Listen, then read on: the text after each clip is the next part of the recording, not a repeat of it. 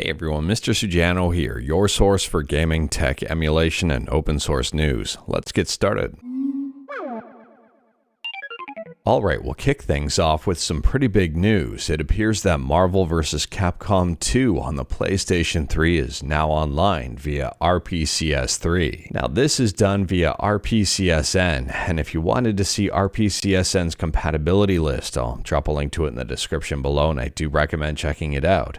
It's updated quite frequently. Honestly, there's a lot of great games on this list, and it's nice to see Marvel vs. Capcom 2 now added. And on top of that, if you're a big fan of the game and needed help setting up the online portion, Insignia FGC's got you covered.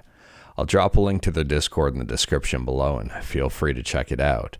I took a look through my videos, and I haven't seen anything recent on how to set up RPCS3 online. So I'm adding that one to my docket, and maybe you'll see a video soon from me. Next up, we're talking about Nintendo Switch emulation with Yuzu, and Yuzu just got a real nice update. Now, we talked about this one before when it was in early access, but as of mainline version 17.26, we've got some improvements here for Mali and Eclipse GPUs for Android. On top of that, there's improvements to reduce stuttering in many games like Fast RMX, Fate Extella, The Legend of Zelda Tears of the Kingdom, and Xenoblade. Moving on, and this one is interesting. We're talking about Red Viper, which is a Virtual Boy emulator designed for the 3DS. And taking a look at it here, it appears to be right at home. So Red Viper is a continuation of the Virtual Boy emulator Red Dragon, and they say here all officially licensed games are playable at full speed, even on the original 3DS. So for the older emulator Red Dragon, the latest release on that one was back in 2016, so it's nice to kind of see the project continuing. Red Viper's latest release is quite literally very recently. The latest version at the time of filming is version 0.9.0. I'll drop a link to it in the description below. It's 100% free and open source. Moving on, and we're talking about NES Emulation with PUNES, or Poons? I'm not quite sure on how to say that one. Let me know in the comments below.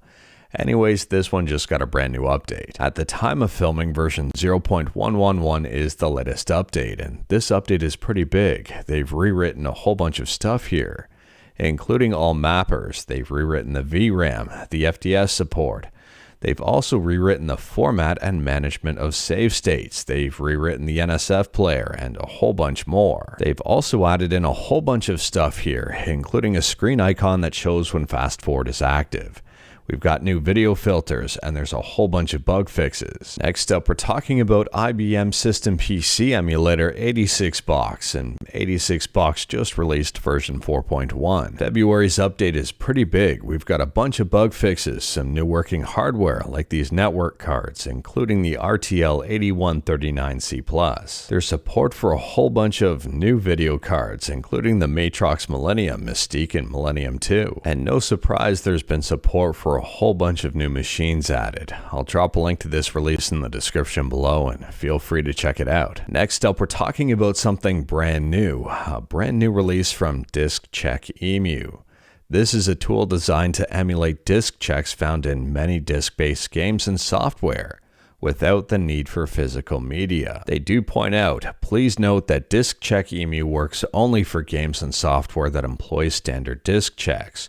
Old disk-based protections like safe disks, secure ROM, or laser lock are not and will not be supported by this software. If you are curious about this and wanted to learn more about the project, I'll drop a link to it in the description below. It appears that version 0.0.1 just released. And speaking about new releases, next up we're talking about RetroHub, a free and open source retro gaming library front end.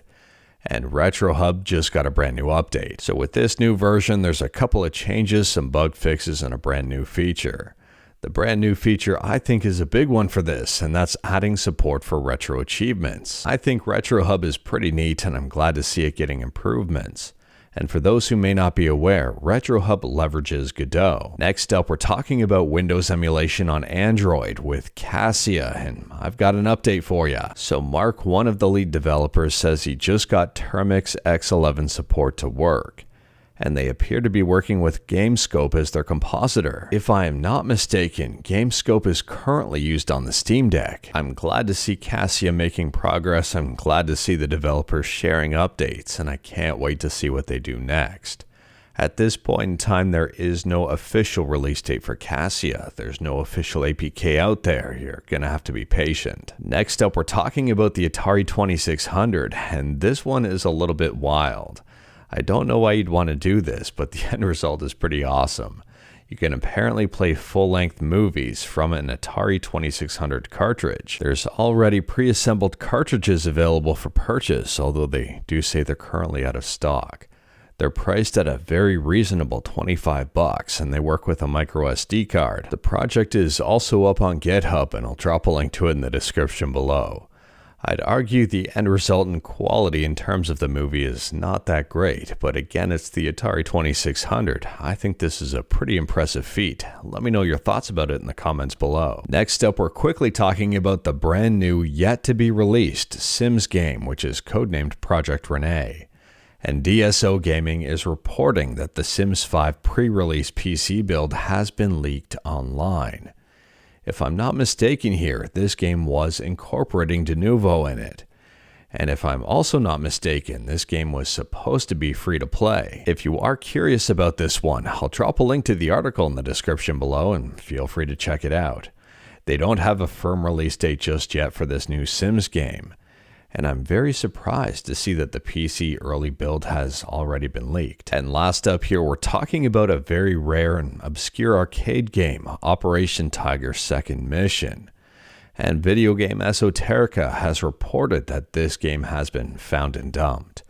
I've never played this game. If you have, let me know in the comments below. If you wanted to learn more about this game and see it in action, I'll drop a link to Video Game Esoterica's video in the description below, and I do recommend checking it out. It appears to be a light gun game. But anyways, that is all I've got for you in this one. Straight to the point, all stuff and one fluff. We talked about a bunch today. Let me know your thoughts about absolutely any of it in the comments below. If you liked this video, leave a like. If you didn't like this video, leave a like.